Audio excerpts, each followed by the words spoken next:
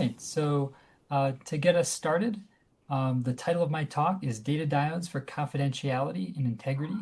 And we're going to start off with a motivating example talking about confidentiality first. So I'm sure most of you are familiar with secure messaging apps like Signal and the advice to use these apps instead of sending old school texts over SMS. But how secure are these apps? So let's take a minute to review the protections that they offer. So secure messaging apps use end-to-end encryption to protect the confidentiality of messages. So when you have two users communicating, their messages have to travel through the internet, they're relayed through the messaging app servers, and you don't want other people to see your messages. So end-to-end encryption is going to ensure that only the sender and receiver of each message have the decryption keys needed to read message contents. And end-to-end encryption offers a strong defense against passive government surveillance. If there's an intelligence agency intercepting the messages as they travel through the internet, or if they subpoena the companies making a legal request for data, the government might be able to learn who's talking, but because of the encryption, they can't read the contents of messages. So if you have Alice and Bob using Signal, they can be confident that eavesdroppers can't read their messages. But that's not the whole story. So what do intelligence agencies do to actually read people's messages? Well, if they can hack Alice or Bob's device, they can extract the messages after they've been decrypted on users' own devices. And the easiest way to do this is by sending a malicious message to Alice or Bob, and that can silently compromise their device. And there's many products that can do this. This is called Spyware. NSO Group's Pegasus is capable of stealing messages, tracking users' locations, enabling the device's camera, and more. And it can all be done with a silent text message sent to that device, and the user won't even know they've been compromised. So since 2011, the Mexican government has been a customer of the NSO Group, and Mexico has used its Pegasus spyware to target civil society. So the Mexican government did promise they'd only use the spyware to fight crime, but they've continued to target journalists, human rights defenders, and other people. So for example, the journalist Carmen Aristegui was targeted with Pegasus after she broke a major story about government corruption and embarrassed the then president. And this story describes strong evidence that Jeff Bezos' phone was hacked in 2018 by Saudi Crown Prince Mohammed bin Salman. So Bezos received a WhatsApp message that had a malicious video attachment, and then his security team noticed afterwards his phone began uploading gigabytes of data, and presumably the Saudi government was collecting all that data. And the motivation for the hack seems to have been Jamal Khashoggi's writing, which was published in the Washington Post, and the connection being that Bezos owns the Washington Post. So to summarize, messaging apps like Signal use end-to-end encryption to defend against passive government surveillance. So, like if the intelligence agencies are just intercepting traffic, you're safe from that. But end-to-end encryption is not going to defend against spyware.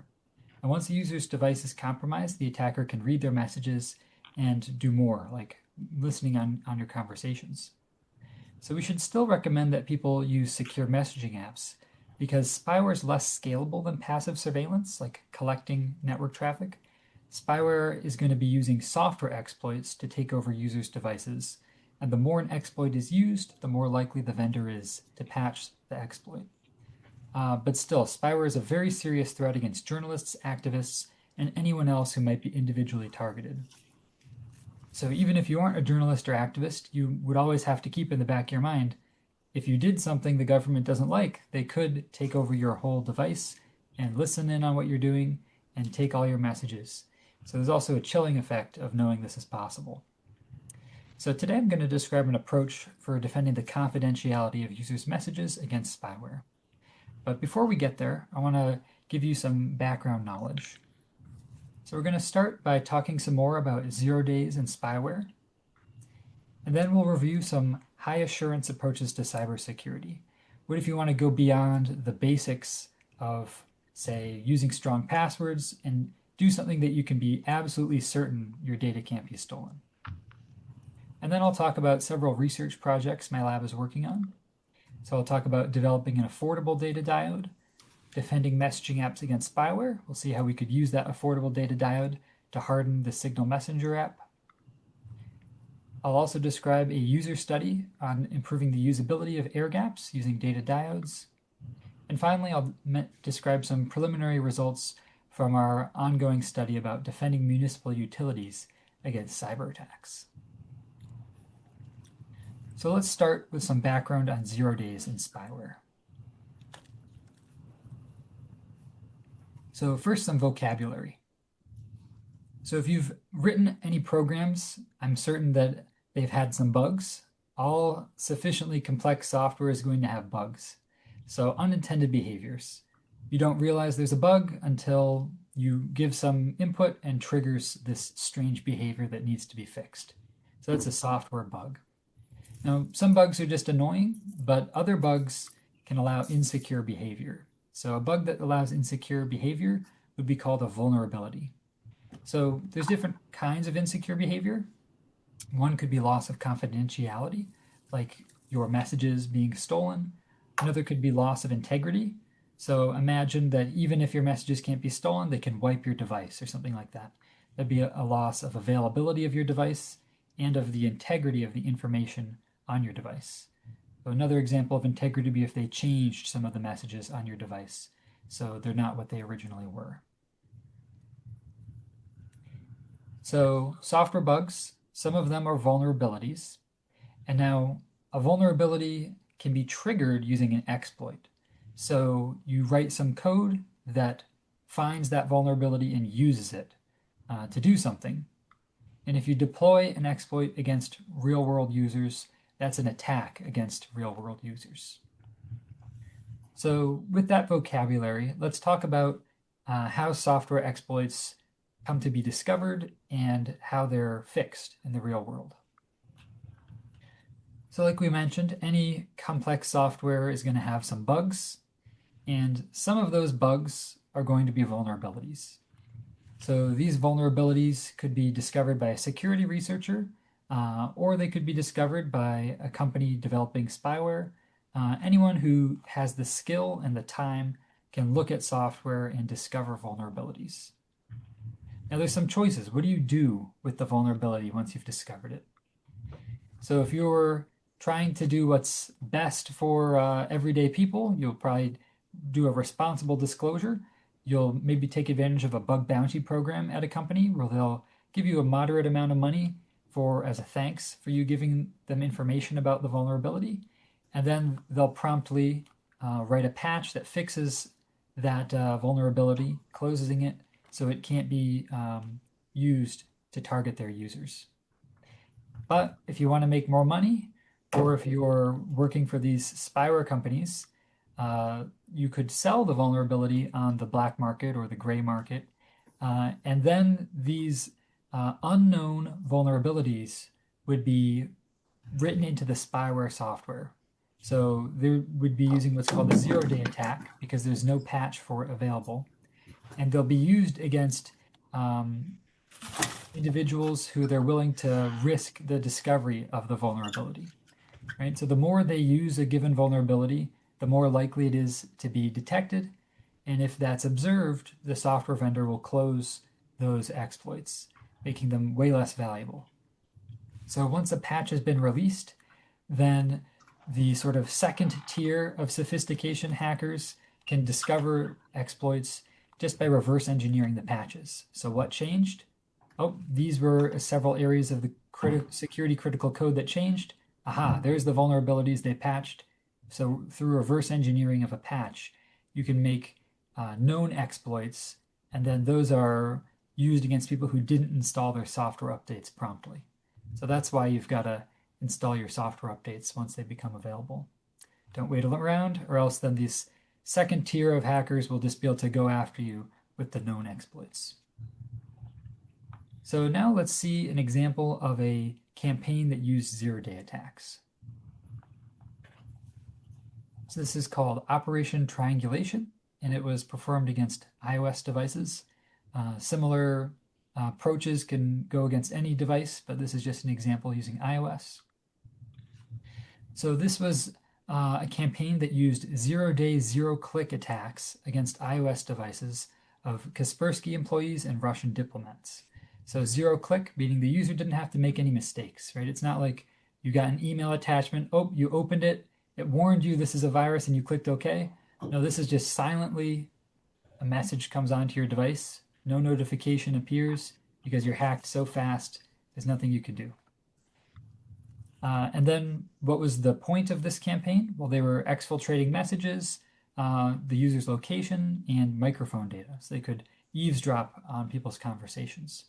And it went undetected for 4 years. So how did this actually work? So they had to combine several different vulnerabilities.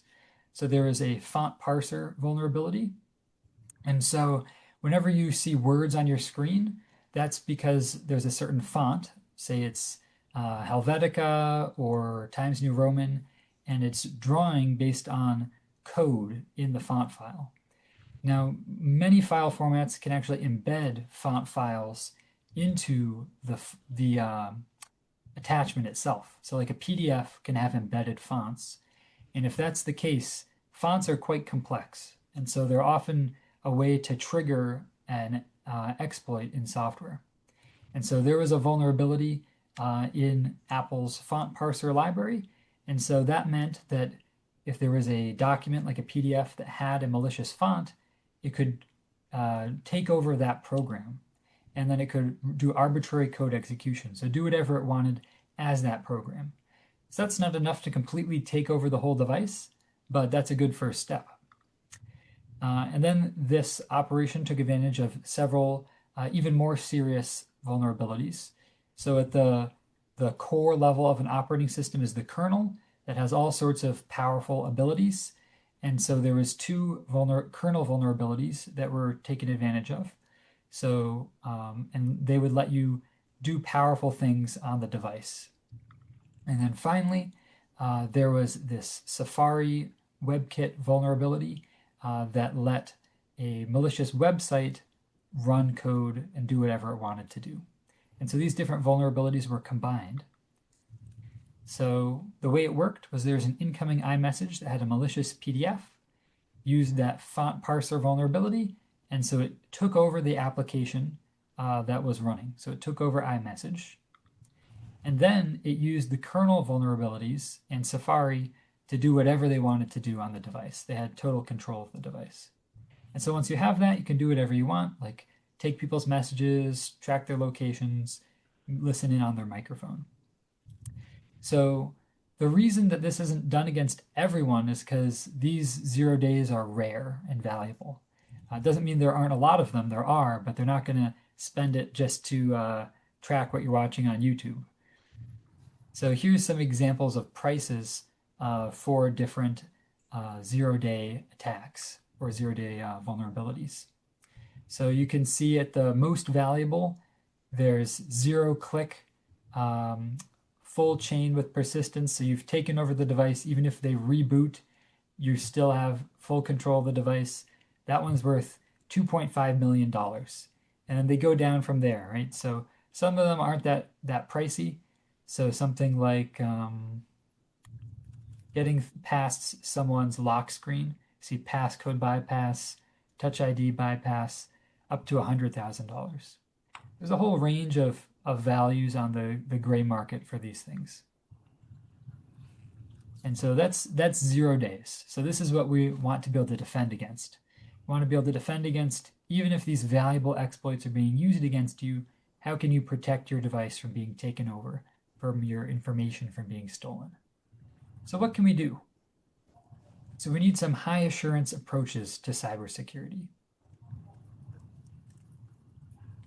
So I'm sure that you know the basics, some security basics. So when you get a software update notification, install that. Right? As we mentioned, if you don't, these known exploits will be used against you. You could just be browsing the web and be hacked if you're significantly out of date on your software updates. Use strong passwords, right? You don't want to reuse your passwords. Otherwise, if one website's hacked, they can take over another website. And don't go around running software from untrusted sources. So all this stuff is good advice and is definitely going to raise the bar on you getting hacked. But this is not enough to stop zero-day attacks and spyware. So we need something more than that. So the first concept I'll talk about is the Bell-LaPadula model, or the BLP model.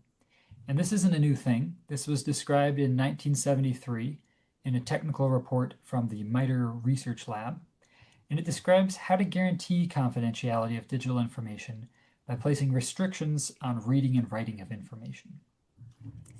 And so this approach is used by the US military and intelligence agencies to ensure that information only flows from lower classification levels to higher classification levels. So, for example, if you have unclassified information that can travel into the confidential information level, but confidential information can't go to unclassified information. Now, why wouldn't you want information to go down? Well, here's an example. Imagine that there's an unclassified information which is from scraping the internet, right? And there's a virus in there. So imagine that you send that up to the confidential level and open it there. If it takes over the confidential level, you don't want it to be able to go back out to the internet. So that's where this one-way flow of information is important. So how is this achieved? So there's specialized hardware that lets you do this. So they're called cross-domain solutions by the military and government. So we're making sure physically that data can only flow up in this diagram.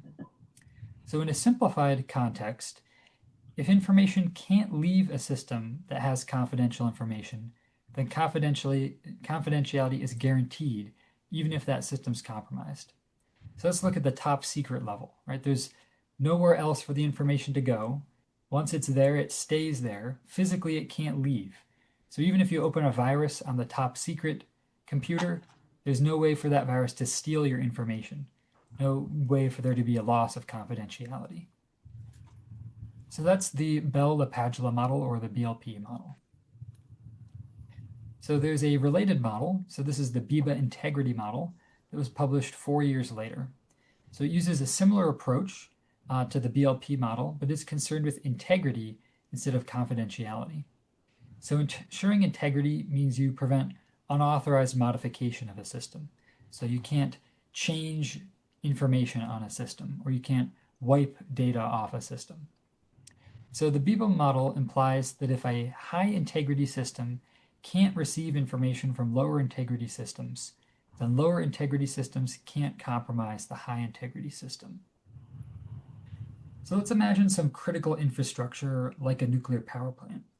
So you wouldn't want to connect those systems to the internet, right? So if you hook up the nuclear power plant to the internet, someone's going to be motivated to hack in, and who knows what they could do, right? They could cause a nuclear meltdown or something. But at the same time, you don't necessarily want to leave it totally disconnected from the outside world, right? What if there is some massive radiation leak? You'd love to be able to send an alert out to warn other people so they could do something about it.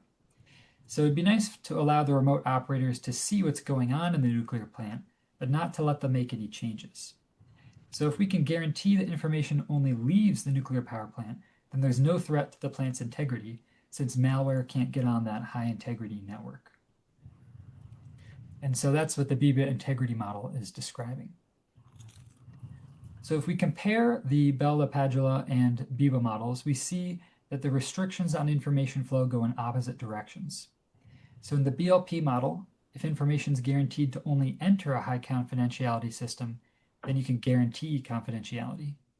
And in the Biba model, if information can only leave a high integrity system, then integrity can be guaranteed.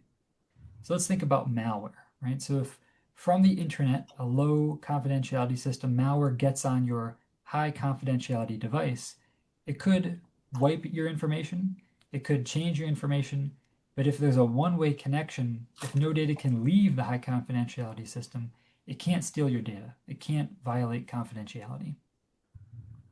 To the high integrity system like the nuclear power plant, if data can leave, that's no problem for integrity. People seeing all the nuclear power plant sensor readouts aren't going to cause a nuclear meltdown. It's them making changes that you're afraid of. So you don't let anything come in to the nuclear power plant. you only let data leave the nuclear power plant.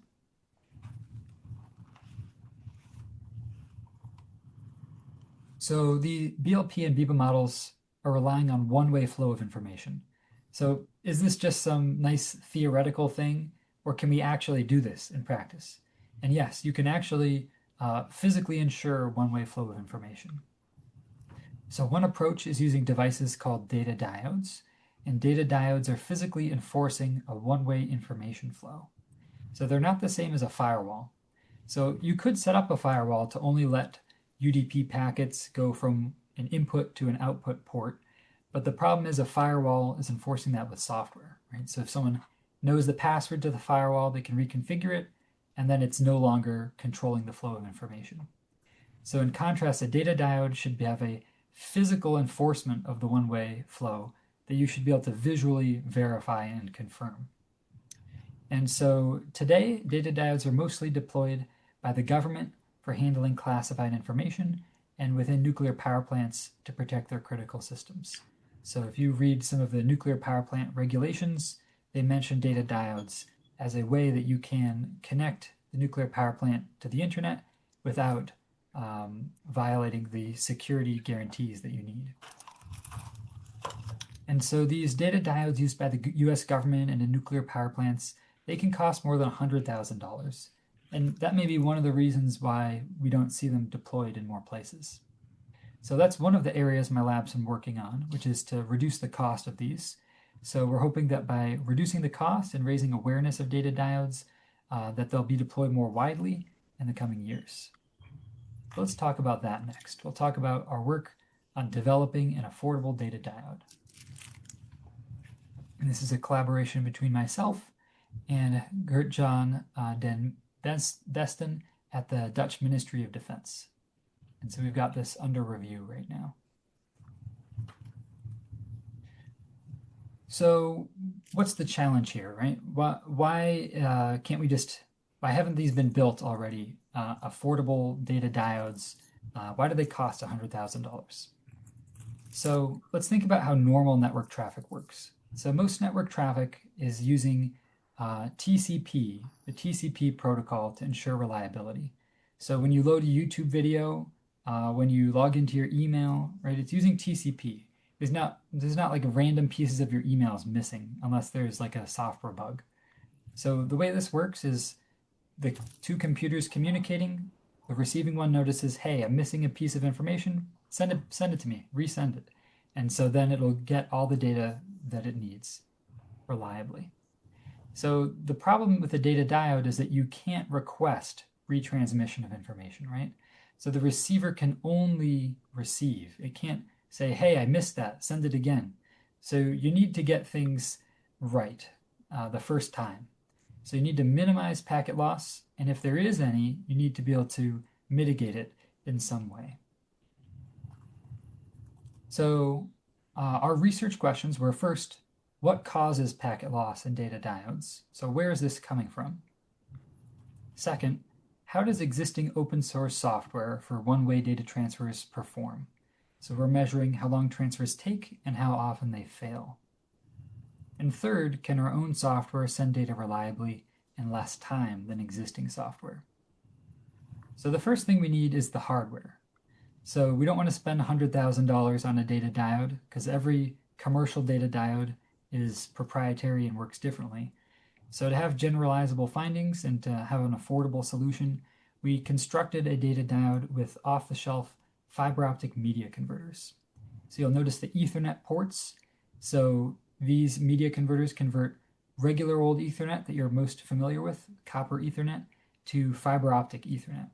And so fiber optic Ethernet is going to use separate fibers for sending and receiving data. And so that means when we're on the receiving side, just don't connect the transmit port, tape it over, and then you can be certain that data can't leave that side.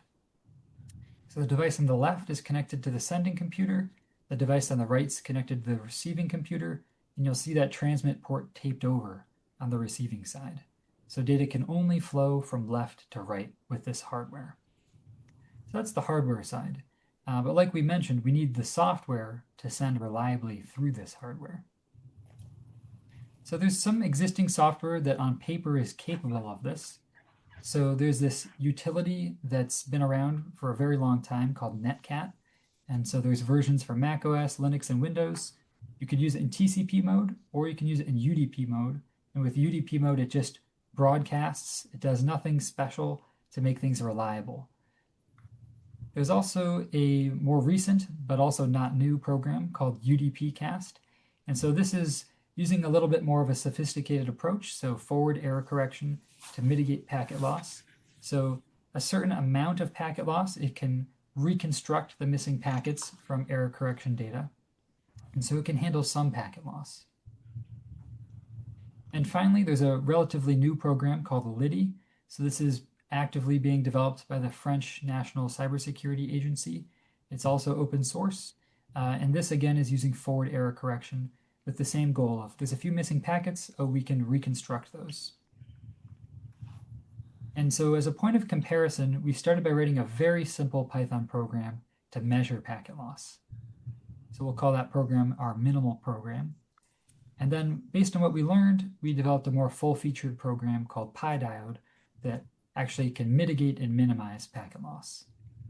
So Peter, I don't know if you can hear me. Yeah, I can hear you. I assume that you can, at least in part, there's no guarantee, but you can mitigate this packet loss issue by basically sending multiple times the same information. So duplication of some kind, right? I assume that, is that what we're talking about? Indeed, yeah, that's what PyDiode's going to do. We'll explain exactly how the protocol works. So forward error correction is on paper a more efficient way of doing that, because you can, for a certain amount of data, you can get equivalent redundancy or equivalent tolerance of packets lost. But yeah, the most straightforward approach to implement is just send it twice, for example. And now you want to do it in a way that you don't send it all and then send it all again, because then you may have to wait a very long time before you can use the data. So we'll describe the protocol that PyDiode uses. Thank you. For sure. Any other questions at this point?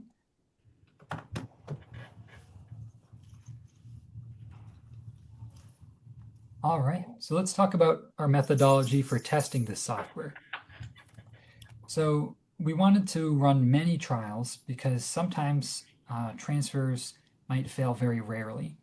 And then the way we did it was in each trial, we generated a sizable amount of data, right? So a gigabit of data. So the Ethernet that we're testing is gigabit Ethernet.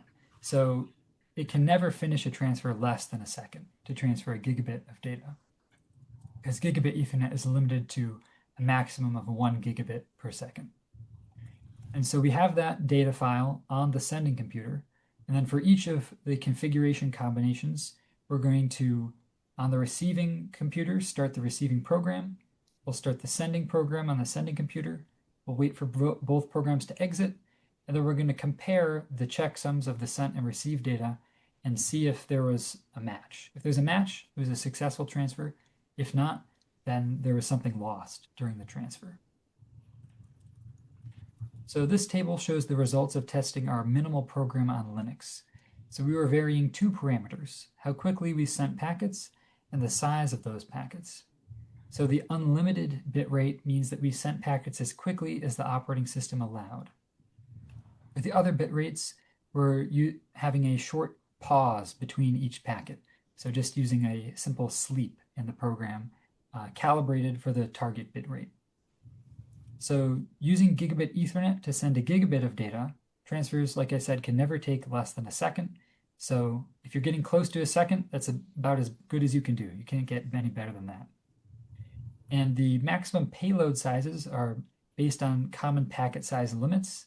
So if you have a smaller packet size, then that means you're going to need to send more packets to send the gigabit of data. And so IPv4 packets are limited to a maximum of 65,507 in terms of payload size for UDP. So that's the absolute biggest they could be. And then 1472 is based on a limit that exists on macOS. So since we completed 10,000 trials for each configuration, this experiment took more than a week to run. So we had to make our code very reliable to make sure that errors didn't interrupt the testing. So, could you clarify what assumptions you make about the network over which this transmission takes place? Right. Clearly, if it's wireless, it's going to be very different than if it's coax, if it's a direct connection, or if you've got nodes in between that can go down. So, what sort of assumptions are you making here? Yeah, so these are two computers that are physically directly connected to the data diode. And so all the data transfers are performed through the data diode that's on the desk in the middle here. And so that's going to make sure that we're um, basically sending through the data diode with no other things interfering, no external devices interfering. And now for the orchestration of starting the receiving program, we have to SSH to the receiving computer. So we have an extra network connection between them that's only used for remote control of the receiving computer. So these are ideal conditions, I suppose, and I assume that you basically, the idea is that those two devices will be within proximity at some point, and so you can guarantee fairly stable conditions. So Yeah. why is it that you even have, why is it that you don't have 100% in this case? What's the reason why you don't get to Mhm. 100%? Yeah, indeed. That's a very good question. And the other software we tested honestly did quite poorly. And so we'll explain what exactly happened. Okay. So with these results, a lot of these actually aren't so bad, right? We've got a lot of 100%. We've got a lot of 99.98%. So these are very rare failures, right? Since we did 10,000, if 99.98 succeeded, that means only two failed in this whole series of tests. So these are quite rare, and but some of the other software we tested did quite a bit worse than that. So a couple other things to note before we look at the other software. So first, if you don't have a bitrate limit, when you have the smaller payloads, the results are really bad, right? So with the 1472 payload size, less than 4% succeeding. And even with 9216, 9000 byte payloads, it's only about 95% succeeding. So not too good. Whereas we don't even need to impose a bitrate limit if we're sending the largest possible packet size. And so the other thing to notice is when you impose a bitrate limit, especially for those lower packet sizes, you way overshoot what you wanted, right? You wanted to be close to 1 second. And then when you're doing this sleeping with the small packets, there's so many sleeps that the unpredictability of how long your program will sleep for causes it to really increase how much time your program is running for. So let's take a look at the unlimited bitrate transfers and see which packets were getting dropped. So these graphs are showing where the packets were dropped in each transfer. So the way we did this was with the minimal program, we stored into memory on both sides every packet that was sent and received. And then after the transfer was complete, we wrote out a CSV file with a digest of each packet. And then we could just compare those CSV files to see exactly which packets were missing here. So notice the x-axes are showing that when you have the smaller payloads, you have to send a lot more packets. And first thing to notice, so yeah, these are the unlimited bitrate transfers. First thing to notice is that for the 1472 and 9200 byte payloads, most packet loss occurred at the very start of transfers, whereas we don't see that jump in packet loss for the largest payloads. And then for those largest payloads, look at that y-axis scale. So 1. So it's like these are occurring in random places, and you can't see it in the graph, but they're little bursts of packet loss, like a couple packets here, a couple packets there in a row that are lost. And so on Linux, yeah, this is good. Let's just send the largest size packets. For Mac OS, which we also want to support because iPhones use the same network stack as Mac OS, we actually do need to send the smallest sized payloads. because otherwise we'd have to use super user privileges. So we'll need a mitigation for that packet loss at the start of transfers on macOS. But for Linux, you send those very large packets, you just have to deal with these little bursts of packet loss. And so you could do that by sending data more than once. You'd want the redundant data to not be adjacent to the data it's redundant for, because otherwise both copies might get lost. So to your question, what is actually causing packet loss? Is it a hardware issue, a software issue? Is it a combination of both? So recall we're running for like a week, more than a week for these tests. So we're sending terabytes of data over that period of time, and we can see what's happening to every packet. And so we observed that the number of missing packets exactly matches the number of receiving buffer errors. So this is some instrumentation data that the operating system lets us see, and it's showing us for every packet that the receiving program has missing from its CSV file, that count matches the number of these receive buff errors. So what do these mean? Well, when there's an incoming packet, it needs to be stored by the operating system's kernel into a buffer, and then the receiving program can retrieve that data when it's ready to process it. But the issue is that the network buffer has a limited size, and so if the receiving program isn't emptying the buffer fast enough, then the kernel's network buffer will reach capacity and incoming packets are going to be dropped. And so the receiving program needs to be very responsive. It needs to be as responsive as possible. I mean, with the non-determinism of process scheduling, there's a limit. Sometimes you will just be waiting a while before you get scheduled again. But if you are doing your very best, you can get packet loss to a minimum. And so we used what we observed about packet loss to develop PyDiode. So this is our open source Python program for transferring data through data diodes. Quick so question. Seems that you should be able to play with the size of these buffers, perhaps. I mean, I guess those are physical buffers, right? So yeah, you can adjust them, and prior work has suggested that that can help. If your program is extremely unresponsive, even maxing out to the limit of the network buffer size might not be enough. But the main issue with it is it requires super user privileges to do that.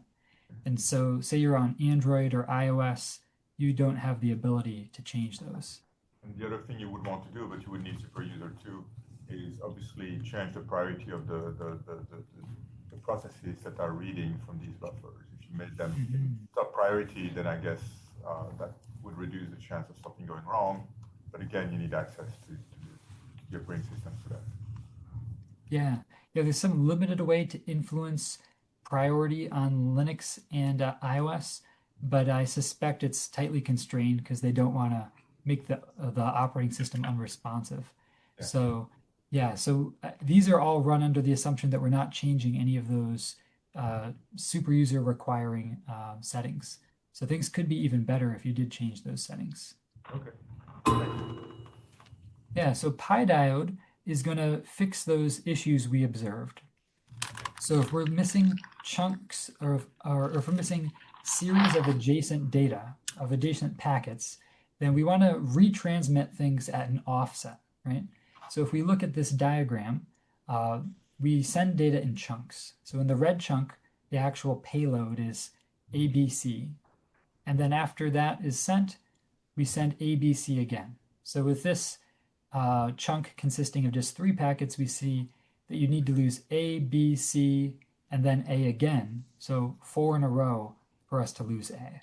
So in the real world, we've set the chunk size to be 100 packets. So you need to lose 101 in a row for you to lose the data for real.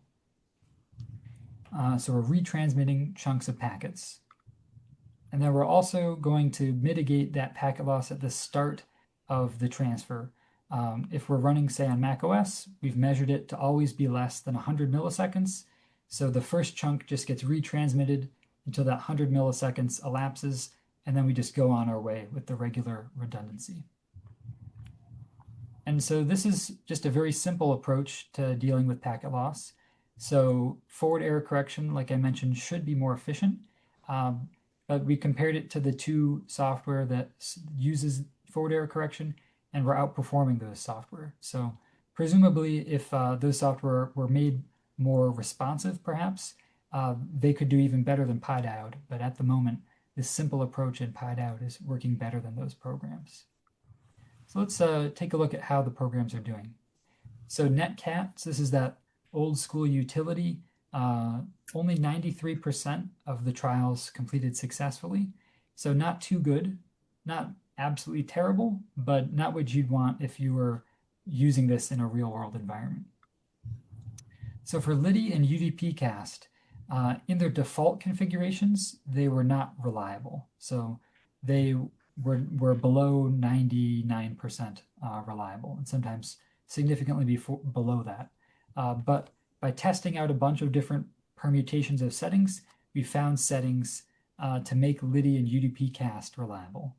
And then with PyDiode, we just have to turn on that redundancy feature to retransmit each chunk twice, and then we're 100% reliable. And so this table is showing how long do transfers take? What's the fastest that you can have reliable transfers with each of these pieces of software? And so you'll see Liddy takes more than 10 seconds when you configure it to function reliably. UDPcast takes 3.5 seconds. And then on Linux, PyDiode is 2.6 seconds, so faster than those. And then on macOS, PyDiode is even a little bit faster than that. And so, yeah, our software offered the fastest reliable transfers. And hopefully, when I share these results with the developers of these tools, they can make their software more reliable at faster speeds. Even still, PyDiode will be nice because it's a much smaller code base, easier to audit, and it's cross-platform. So any questions about our affordable data diode before we move on to the next topic? It sounds pretty neat. I was wondering if those results are tied to the content of these packets potentially, but I assume it's not, right? But what if, so journalists might be sending videos or pictures rather than text. Are there any changes depending on what it is that you're sending? Yeah, so what we're sending is a randomly generated file of bytes. So a randomly generated file of 1 gigabit of randomly generated bits. So in theory, I've thought, well, what happens if you send something that's all zeros or all ones? In theory, it could be worse, but a workaround for that would just be to encrypt the stream of data before you send it, and then it would resemble a random stream of bytes. So since these results are on a random set of bits, then it should be possible to make any data look like that. Okay. Yeah, a good question. So 140% or 160% overhead, which is really not bad. Yeah, yeah, and that's with a gigabit Ethernet. So it's around like 40 megabits per second, or 40 megabytes per second. So for many applications, that would be enough. You could imagine using like 10 gig Ethernet to do faster transfers, but we haven't tested with that hardware yet. Nice. Mhm. So back to our motivating example. So we're trying to defend messaging apps against spyware. So we just presented this last week at Freedom and Open Communications on the Internet, so FOCI 2026. So secure messaging apps, like we said, are using end-to-end encryption to protect the confidentiality of messages. So we're making sure only the sender and receiver have the decryption keys. And this is a great defense against passive government surveillance. So if the government intercepts network traffic, it all looks like the message contents all look like random gibberish that they can't read because they don't have the decryption keys. But the workaround for the intelligence agencies is to hack into users' devices after the messages have been decrypted. And they can do this just by sending a malicious message to one of the users. When the device receives it, it can be hacked even before the user takes any action. And so this is how spyware tends to work. So like the NSO groups Pegasus, that can steal messages, track the user's location, and do whatever they want on the user's device. So we're going to talk about how to defend against this using data diodes. So we'll apply those principles from the Bell LaPadula and Biba models. So let's look at Signal, right? So we've got Signal Messenger open on this device. And so once spyware compromises the device, it can access all the user's messages because the messages are just in plain text on the device because the user wants to read them. So, but what if the decryption key wasn't stored on the user's device and the messages stayed encrypted? So then spyware would have no way to read the user's messages. So the decryption key could be kept on a separate air-gapped device, only used for reading messages. And the air-gapped device would be physically isolated from the internet.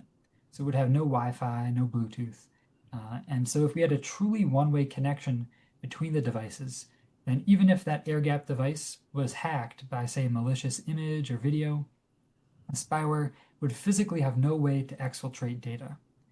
And the internet-connected device would be protected since the malicious text message coming in isn't processed on that device. It's kept encrypted, and then it's only decrypted on the air-gapped device. And so we're going to use the data diode to make this one-way connection. So we've got our data diodes made from fiber optic media converters. The sender on the left sends to the receiver on the right. The receiver on the right physically has no way to send data back to the sender. This is our physically enforced one-way connection. And here's a photo of the data diode in enclosure, and this makes it portable. So the data diodes are both powered from the laptop, and the receiving side is connected to the laptop. So here we've got a laptop and a smartphone connected to the data diode. So the laptop's wireless radios are disabled physically. It has a wired connection to the receiving side on the data diode. And that smartphone is just a normal smartphone connected to the internet with Wi-Fi, but it has that wired connection to the sending side of the data diode. And so the smartphone sends incoming messages to the laptop where they're decrypted and they're opened. So in the subsequent slides, I'll describe how this integration works on the software side. So first, to clarify that these are mock-ups, so we haven't yet modified the Signal client to do all this, but the changes are pretty modest. We just haven't put the engineering time toward it because we don't want to maintain a fork of Signal. So we're looking for buy-in from the Signal team or from another messaging app that's interested in implementing this. So let's talk about how this can be implemented. So we're going to assume that Alice is a user of this spyware defense feature and that she's communicating with Bob, who might or might not have the feature enabled. So we'll refer to these protections as the spyware defense protocol. And as you'll see, we're not changing the underlying Signal protocol. We're just going to add an extra layer of encryption. So I'll describe the initial setup, then how the protocol handles incoming messages, and finally how outgoing messages are handled. So for the initial setup, so on our air-gapped device, Alice is going to generate a public-private key pair, and then her software will show that public key as a QR code. And then on her internet-connected device, Alice will turn on the spyware defense feature, and then she'll scan the QR code to register that public key server-side, so other users can learn about her spyware defense public key. So how does a message get to Alice? So say Bob's writing a message for Alice. So before the standard Signal protocol, Bob's client is going to encrypt the message with Alice's spyware defense public key. So that's just a key that's shared with anyone who wants to talk to Alice by Signal's servers. And now Alice is going to receive the incoming message on her internet-connected device, but at this point, it's still encrypted. And no matter what she does on the internet-connected device, she can't read the message. It's encrypted with a key pair, and the private key for decryption only lives on the air-gapped device. So our client is going to need to send the message to her air-gapped device, which will automatically decrypt and display the message. Now for outgoing messages. So Alice will compose a message for Bob on her internet-connected device. And if Bob's enabled the spyware defense feature, then Alice's client will encrypt the message with Bob's spyware defense public key. And now, to protect the message that she's sending, her client will encrypt the message with her own spyware defense public key before storing it at rest. So we don't want to have even the messages that she's sending in plain text stored on disk of the phone. And then when her internet-connected device is next connected to the air-gapped device, her client will send the message for display in the conversation thread. So to summarize, we're not changing the messaging app's protocol, we're just adding another layer of encryption. And because the user's spyware defense private key was only ever stored on the air-gapped device, message confidentiality is protected, because messages can only be decrypted on the air-gapped device, from which it's physically impossible to exfiltrate data over the network. And also, the attack surface of the internet-connected device is smaller, since these potentially malicious incoming messages are never opened on that device. So next, I'll talk about some limitations of this feature. So like we talked about earlier, spyware is often sending malicious messages to hack users' devices, and the spyware defense protocol protects against that, since the messages aren't opened on the internet-connected device. But still, the internet-connected device could be hacked through other means, like if the user is visiting malicious websites. Let's think about what hackers can do if they compromise Alice's internet-connected device. So of course, the received messages are unreadable without Alice's private key, and that's kept safe on the air-gapped device. But an attacker could see who Alice is communicating with, and an attacker could also read outgoing messages as Alice writes them. But as soon as Alice hits send, the message gets encrypted, so the attack window is very small. So a lot of these spyware are non-persistent, so if you reboot, you're protected until they hack you again. So you could imagine that a small attack window would make it very difficult for them to read your outgoing messages. And finally, an attacker could attempt to register their own spyware defense key pair to gain access to future incoming messages. So you need to have some controls on updating the spyware defense key pair. And now let's consider what happens if Bob's internet-connected device is compromised. So if Bob is using the spyware defense feature, then he has all the same protections as Alice, so the attacker would only ever get visibility into Bob's outgoing messages as he's writing them. But if Bob isn't using the spyware defense feature, then the attacker would gain access to Bob's complete message history. So finally, let's consider what happens if Alice's air-gapped device is compromised. So this is very realistic, right? If there's this malicious PDF and it's displayed on the air-gapped device, it can take over that device. Well, we're ensuring confidentiality, so Alice's message history can't be stolen through the network because the data diode physically prevents data from leaving the air-gapped device. But her message history could still be tampered with or deleted. And another usability way to attack this would be if the attacker tries to trick Alice into scanning a QR code. Another approach could be with these sometimes not so realistic attacks like ultrasonic transmissions, or even just like a shoulder surfing, looking over Alice's shoulder to see what's on that air-gapped device.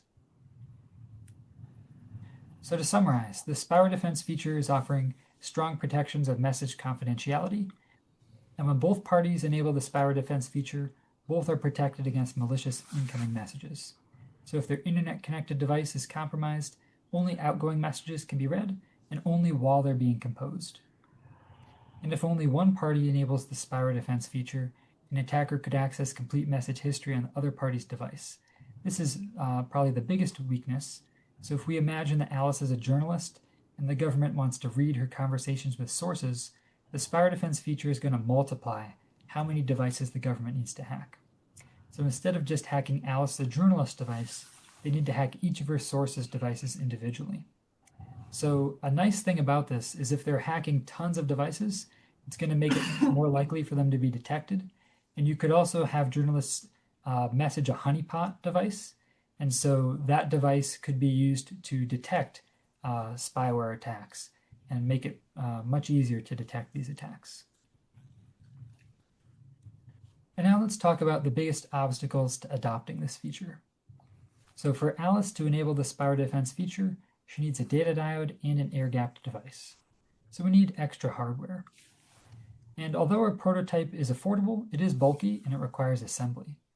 So what does the future of this look like? I think if this was miniaturized into a smartphone-sized portable device, that this would become a much more appealing thing for users. And so miniaturization is the trend of computing. And so with some engineering resources, it'd be very feasible to fit this into a single integrated device. And if someone like Jeff Bezos would probably be willing to pay good money for a device like that. Now, the second obstacle is that the messaging app must be modified to support spyware defense key pairs. So even if Bob isn't getting any extra hardware in enabling the spyware defense feature, we still need his client to encrypt the messages he sends to Alice using her spyware defense public key. So you require the cooperation of the company to do that, of the Signal. However, you can get a subset of the spyware defense features protections with just changes to Alice's client. And since Signal Messenger is open source, you could make these changes without any coordination with the Signal Foundation. So here's how it would work. Alice's client would just encrypt incoming messages as soon as they arrive using her public key. And this would shrink the attack surface of Alice's internet-connected device and would defend against compromise by malicious messages. It would also limit the attack window, since messages would be encrypted with Alice's public key before they were stored at rest, so they'd only be readable at that point on her air-gapped device. So that's the spyware defense protocol to defend against spyware on messaging apps. Any questions here before we go to the next section? I have a question. There's a question right here. So you were talking about the obstacles to adoption. I'm wondering what the current cost of production is. Like, is it so expensive that technically it's only Bezos who can afford it? Like, will the layman be able to afford it anytime soon? Yeah, so this whole setup is about $100, but minus the cost of the laptop and the phone. So the data diode itself is from these media converters that are a little over $30 each. So quite affordable. I think the main thing for many people would be the bulk of it, right? So I did present this at a journalism conference and I had to fit it in my backpack. And it did fit in my backpack, but barely. So I think for someone to walk around with this and use it on a day-to-day basis, you'd really want it to look something like that, where it's looks like a typical iPad or a foldable phone, and then it would just be another device that you would use for your messaging your most secure sources. So, can you trust the manufacturers of these diodes? You know, how good is their security? I mean, if this were to become popular, right, you could imagine that there are a number of state actors that would, love to tamper with those diodes, and that would be, an easy way to completely compromise this protocol here. Mm-hmm. Yeah, so when we're looking at something like this, how could we get the information to flow in the other direction? So if you wanted to do it through the fiber optics, you'd have to hide a transmitting diode in the receiver side and have it sort of flash the light and send it the wrong way. So you could protect against that if you had a fiber filter. So you can put something in the path that makes sure the light can only go in one direction. Another approach could be to just hide like a wireless radio within these. So like imagine if someone just stuck a cellular antenna in it and then broadcast everything to their cloud server to pull the data off. So if you wanted to protect against that, yeah, you'd want to be sure that there wasn't someone tampering with the supply chain. So I think if you were someone like Apple manufacturing this, you'd probably have some controls to make sure that your integrated device was pretty safe against that. But I think today the number of people that are building these is small. So I think it's a little bit unrealistic that they would put those kind of side channels in a ton of devices. But they could, if they knew, oh, you're sending this to the New York Times, maybe we'll stick it into your devices. That is possible. So that is one thing to think about. It's never a perfect solution. Yeah. Mm-hmm. And so with the military, they have like certification of their suppliers to protect against supply chain attacks. So if this was going to be commercialized, you'd want to have that be an important part of the product to like make sure that you're inspecting devices before they go to customers or something like that. So why do these things cost $100,000 today? Is it, the same story as the $10,000 toilet seats sold to the army? Is that a bit the same sort of thing going on there? I think it's some of it. I think there's a high bar to entering the market because there's a certification process. And yeah, the supply chain issues, you have to be able to secure your supply chain for manufacturing these. But yeah, fundamentally, some of these ones that are thousands of dollars are slower than the one we tested. So it's not like they're dramatically more performant than the $100 one. I think it's more of a sort of market structure that's making the cost high. Do you have any sense for the market size? I mean, it's going to be small volume based on what you're describing, but have you tried to figure, how many of those things are sold to the government and, nuclear facilities and those entities that buy this stuff today? Yeah, I don't know about today. I think it's not incredibly small because I don't think it's just the US government that has these. So, judging by the French project to make this software, and they have a lot of nuclear power plants, I think that, and also just the level of awareness I've seen from some people that I've surveyed, is I think that people in especially like critical industries have some awareness of these, and they're in some places.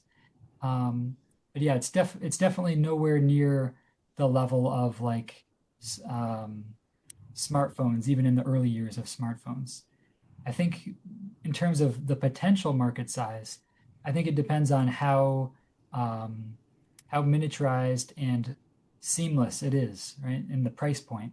So I think that a lot of people, like any CEO of a Fortune 500 company, would be interested in something like this if it was really reliable and didn't interfere with their day-to-day communications. So there could be something there commercially. Hmm. Yeah. And I think that it will happen someday. It's just a question of when. You might be able to control that. Yeah. Always open to suggestions on how to achieve that. Okay, we should chat. Yeah. So on to let's see. I think we're getting how close are we getting to the end here? I think we're doing great, and so this is entirely up to you here and whether or not we have more questions. But this was a great talk, so let me first of all ask everybody to give you a big round of applause here. This is pretty cool stuff. It's not the typical presentation we have here at the seminar, but it does cover a very important dimension. We're talking about the First Amendment in a way, right? And clearly something that is very relevant to privacy and security as well. Do we have any more questions? Anybody? I'm not connected online, but is there anybody else who's raising their hand? Peter, thank you so much for a great talk. Let's follow up. Perfect. We should Yeah, catch look up forward over to it. Zoom in any case. Thank you again. Thanks so much for having me. Take care.